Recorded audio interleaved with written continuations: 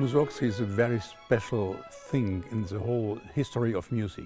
He has an enormous talent to combine classical music with folk music.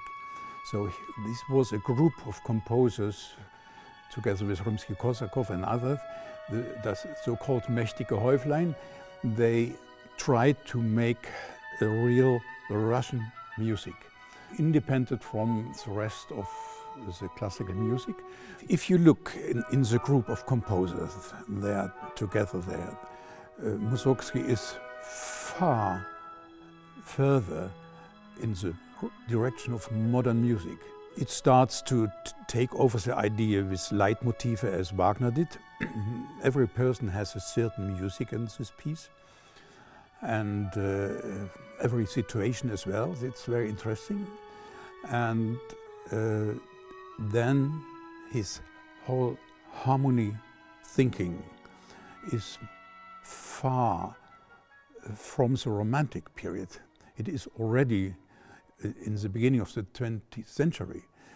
This is a big step forward to the music of the 20th century. But his problem was not only the alcohol, his problem was he couldn't make a good instrumentation. So we don't have the two operas, they are actually not Mussorgsky instrumentation, and this is the weak point. And especially with this piece, he never heard this piece. He died in 1881, and he was only 42 years old, and the piece was not finished. 30 years after the death of Mussorgsky, we had a new ending and new instrumentation from Diaghilev, Stravinsky, Rimsky-Korsakov. And in the 1930s, the first piano score came on the market. And again, 30 years later, in 1960, Shostakovich made a new instrumentation. And he used the piano score and made his own sound, typical Shostakovich sound, what feels for me personally absolutely fitting, much more than the more romantic Rimsky-Korsakov, with the hard language of Mussorgsky. And because Shostakovich's instrumentation is much more sharp, really very clear, not romantic. And the whole piece is actually really not romantic. It's an absolutely modern piece. So finally, the premiere of this version, it was in 1960. So we have this piece actually not such a long time. It's still a new piece. It's not so often performed.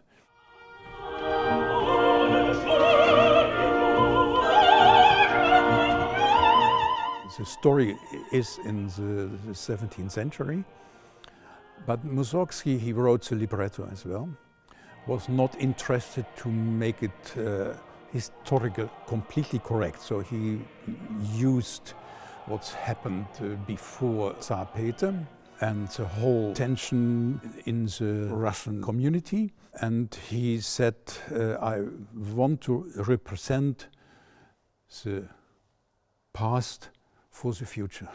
It's more interesting to show that we are actually, after 200 years, not further. It is still the same story. And if I look now, 120 years further, and we are not further as human being. And this is what this piece makes it so for our time. It's not a historical piece.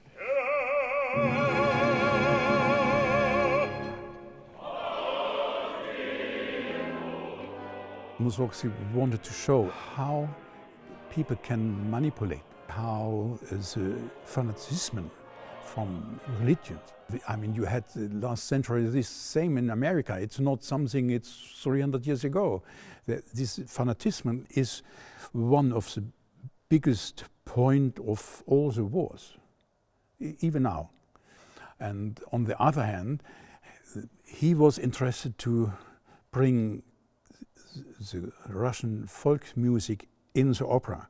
And this combination makes this opera so special, that in the 19th century more composers are going back to the sources from their own background, their own music from their own country. It's in Hungarian, it's in Czech, in Germany. The composers are really interesting to study this music and to build from this point music that a bigger group of people can understand and feel as their own music. So it's a sort of naturalism, but for me not a bad one.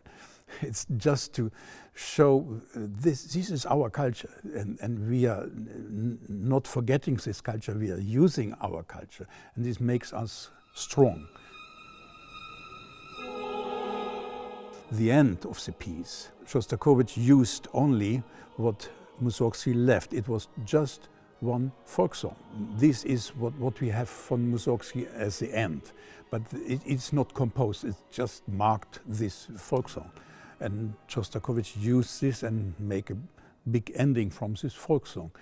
But you see it's the importance of the folk songs in this piece, and therefore the chorus plays the main role.